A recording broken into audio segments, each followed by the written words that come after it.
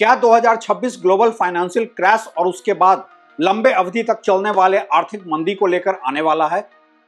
दुनिया के सारे ही अर्थशास्त्री आज इस बात की चेतावनी दे रहे हैं। हर किसी का ही आकलन है कि दुनिया एक ग्लोबल फाइनेंशियल रीसेट की तरफ बढ़ चुकी है और इस फाइनेंशियल रीसेट से पहले होगा एक ऐसा क्रैश जो शायद अभी तक का सबसे बड़ा क्रैश साबित होगा। ऐसा इसलिए भी कि सेकेंड वर्ल्ड वॉर के बाद की ये दुनिया फाइनेंशियल क्रैश और कोविड जैसी इमरजेंसी तो देख चुकी है, लेकिन कभी नहीं देखा है कोई ग्लोबल फाइनेंशियल रीसेट। आज अमेरिका के बढ़ते आर्थिक संकट के बीच अंतर्राष्ट्रीय स्तर पर डॉलर की मोनोपोली खत्म हो रही है और नए इंटरनेशनल करेंसी के रेस में गोल्ड ने अपनी बढ़त बनानी शुरू कर दी है। अब एसेट प्राइस बबल और मार्केट का ओवर वैल्यूएशन कोई चौंकाने वाली खबर नहीं रह गई है और इसलिए दुनिया भर में हो रही है इस पर मंत्रणा। ज्यादातर ही देशों में लगातार बढ़ते कर्ज, करेंसी के डिवैल्यूएशन, बेतहाशा बढ़ती महंगाई, कम होती नौकरियों के बीच एक ऐसी आर्थिक अनिश्चितता देखी जा रही है जो पहले कभी नहीं देखी गई थी। 2026 का साल पूरे ग्लोबल इकोनॉमी के लिए एक क्रैश या स्लोडाउन का साल हो सकता है, जहां की एसेट बबल बर्स्ट और फाइनेंशियल रीसेट अब एक रियलिटी दिखता है। और इसलिए हर तरफ है बस एक ही सवाल, अपना पैसा कहां इन्वेस्ट करें और क्या हो हमारी हेजिंग स्ट्रेटजी, कैसे बचें आने वाले आर्थिक तूफान से हम।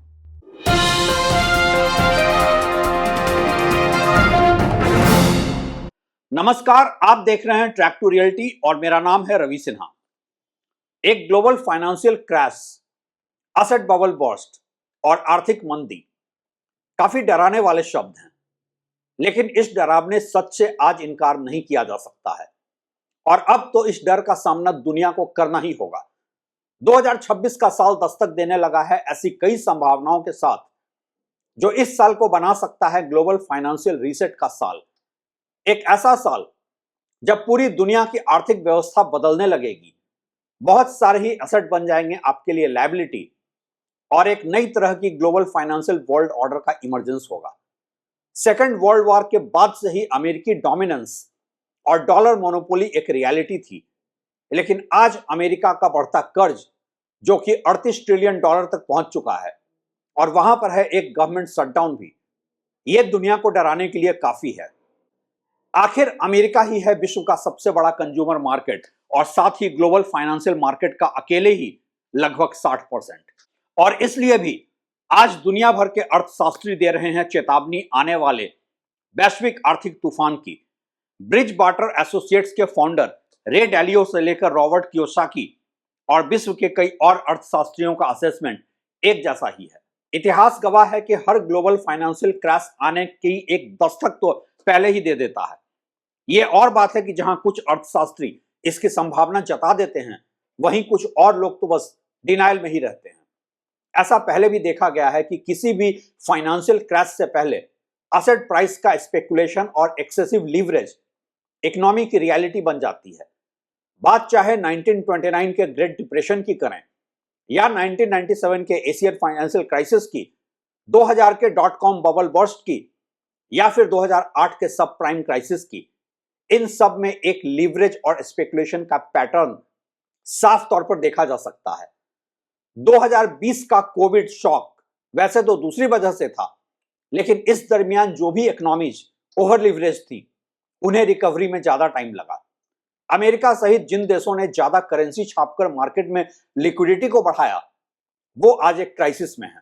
आज सवाल यह है कि कितना सही है यह क्रैश का प्रेडिक्शन। ऐसा इसलिए भी कि वर्ल्ड के टॉप इकोनॉमिस्ट्स के बीच भी इस बात पर सहमति नहीं है कि क्या 2026 में एक full blown global financial crash guaranteed है। लेकिन दूसरी तरफ जो रिस्क फैक्टर्स और वार्निंग सिग्नल्स हैं, उनको भी नजरअंदाज नहीं किया जा सकता है और इसलिए आज सारे ही आर्गुमेंट्स और काउंटर आर्गुमेंट्स के बीच यह देखने की जरूरत है कि 2026 में क्या है वो पोटेंशियल वार्निंग साइन जो फाइनेंशियल क्रैश इंडिकेट कर रहे हैं। पहला इंडिकेटर है हाई डेट और slow global growth. IMF international monetary fund के वर्ल्ड इकोनॉमिक आउटलुक के प्रोजेक्शन में है 3.1% का ग्रोथ, लेकिन S&P ग्लोबल की चेतावनी है कि ये ग्रोथ और भी स्लो हो सकता है और इस स्लो ग्रोथ का मतलब है कि ग्लोबल अर्थव्यवस्था वल्नरेबल रहेगी, किसी भी फाइनेंशियल शॉक को एब्जॉर्ब नहीं कर पाएगी और सबसे जरूरी बात यह कि डेट सर्विसिंग यानी कि कर्ज की अदायगी मुश्किल हो जाएगी। आईएमएफ के ही आकलन के अनुसार आज बहुत से देश इतने हाई डेट में हैं कि उनके लिए कोई फिस्कल स्पेस है ही नहीं। जब डेट लेवल हाई हो और इंटरेस्ट रेट भी हाई हो तो किसी भी सरकार के पास किसी इकोनॉमिक इमरजेंसी से निपटने के लिए स्कोप नहीं रह जाता है। दूसरा इंडिकेटर है बढ़ता ट्रेड टेंशन और पॉलिसी अनसर्टेनिटी। विश्व के 38 लीडिंग देशों के organisation OECD, organisation for economic cooperation and development, ने भी अपना ग्रोथ फोरकास्ट को बढ़ते हुए ट्रेड वार और अनसर्टेनिटी के रिस्क की वजह से कम किया है और यह अनसर्टेनिटी ग्लोबल इकोनॉमी में इन्वेस्टमेंट और ट्रेड के लिए नकारात्मक है। सबसे बड़ी बात अब यह है कि अगर ट्रेड टेंशन कम भी होता है, देशों के बीच तो एक विश्वास की कमी और संदेह का माहौल तो बना ही रहेगा। तीसरा इंडिकेटर है वैल्यूएशन रिस्क, जहां की आज हर असेट क्लास ओवर वैल्यूड है। बहुत से अर्थशास्त्री ये मानते हैं कि जब अर्थव्यवस्था में एसेट बबल बन जाता है तो वोलेटिलिटी इंडेक्स हाई हो जाता है और ऐसे में किसी एक असेट में आने वाली क्राइसिस पूरे असेट क्लास को ही प्रभावित करते हुए ओवरऑल इकोनॉमी के क्राइसिस की वजह बनती है। आज एआई, आर्टिफिशियल इंटेलिजेंस के नाम पर जो ओवर वैल्यूएशन का एक हाइपर सेंटिमेंट बना है, वो वैसे भी हर किसी को 2000 के .com बबल बर्स्ट की याद दिला रहा है। और सच तो यह है कि आज हर असेट क्लास, चाहे प्रॉपर्टी हो या स्टॉक मार्केट, एक ऐसे असेट वैल्यूएशन पर है जहां की प्राइस पॉइंट को किसी भी इकोनॉमिक फंडामेंटल से जस्टिफाई किया ही नहीं जा सकता है। चौथा इंडिकेटर है एक साइकिल बेस्ड क्रैश प्रेडिक्शन, जहां के बहुत सारे अर्थशास्त्री डेटा के आधार पर बता रहे हैं कि कैसे और कितने सालों के बाद ग्लोबल इकोनॉमी में क्रैश और उसके बाद एक फाइनेंशियल रीसेट होता है। हेज फंड लीजेंड और ब्रिज वाटर एसोसिएट्स के फाउंडर रे डैलियो ने अपने विश्लेषण में बताया है कि कैसे आने वाला वक्त एक साइक्लिक फाइनेंशियल क्रैश का है। अब यहां फाइनेंशियल क्रैश के आर्गुमेंट को बैलेंस करने के लिए यह भी जरूरी है कि हम एक नजर डालें ऐसे गारंटेड क्रैश के काउंटर आर्गुमेंट पर भी। यह भी देखें कि जो लोग ऐसा मानते हैं कि 2026 में कोई फाइनेंशियल क्रैश नहीं होगा, उनका क्या लॉजिक है। पहला आर्गुमेंट यह है कि आईएमएफ ने कोई फाइनेंशियल क्रैश फोरकास्ट नहीं किया है। हां, ग्रोथ प्रोजेक्शन स्लो जरूर है, लेकिन यह कोलैप्स नहीं कर रहा है।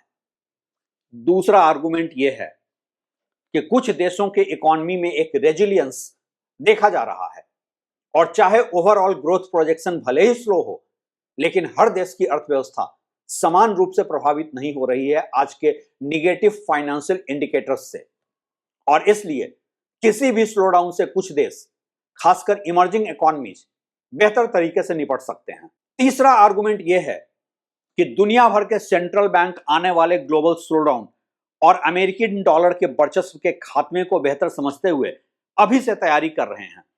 इन सेंट्रल बैंक्स द्वारा सोने की रिकॉर्ड खरीदारी को इसी परिप्रेक्ष्य में देखा जा रहा है। ये बैंक तैयार हैं कि अगर कोई क्राइसिस हो तो मॉनेटरी स्टिमुलस और फिस्कल सपोर्ट दे सकें। हालांकि हर देश के सेंट्रल बैंक इस हालत में नहीं है।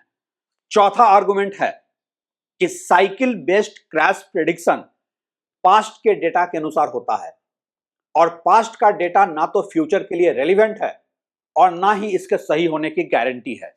यह सिर्फ एक असेसमेंट होता है।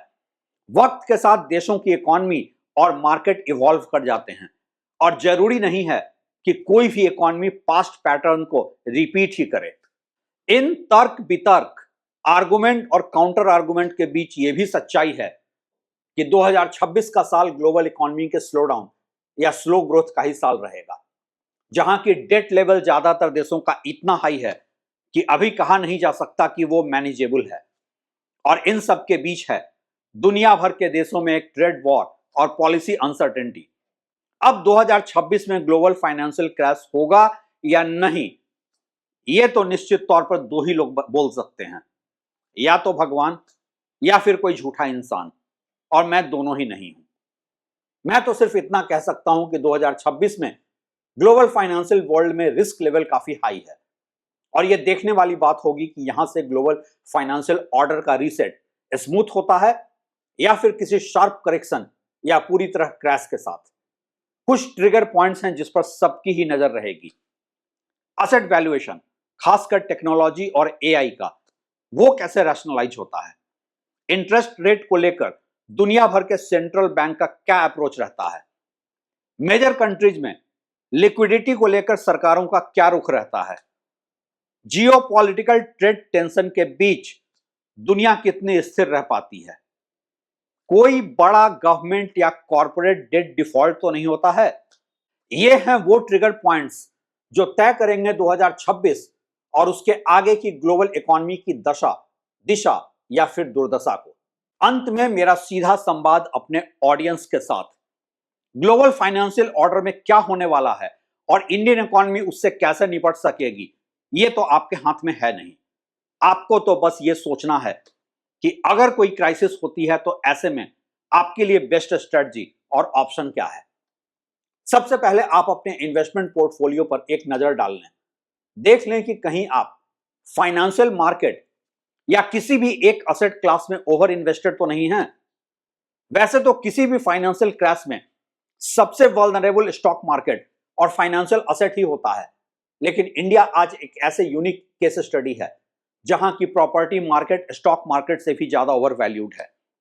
इसलिए आप अपने इन्वेस्टमेंट पोर्टफोलियो को असेस कर लें, देख लें कि आपका एक्सपोजर सेफ हेवन जैसे कि गोल्ड सिल्वर में है भी या नहीं, क्योंकि एक ग्लोबल क्रैश और उसके बाद की वैश्विक मंदी में आपको लंबे समय तक एक हेजिंग की जरूरत पड़ सकती है। आप मंदी के लायक स्किल डेवलप करें, खुद का हुनर बनाएं और खुद का एक ब्रांड क्रिएट करें। नौकरी पर ज्यादा डिपेंडेंट ना ही रहें। अपने खर्चे अभी से ही कम कर सकें तो और भी बेहतर है ये। और सबसे जरूरी बात ये कि डोंट पैनिक बट प्रिपेयर। इस चैनल पर मेरे साथ बने रहें और हम आपको हर एक डेवलपमेंट के साथ रखेंगे अपडेटेड और मिलकर ढूंढेंगे हर क्राइसिस में सर्वाइवल का सॉल्यूशन। शुक्रिया।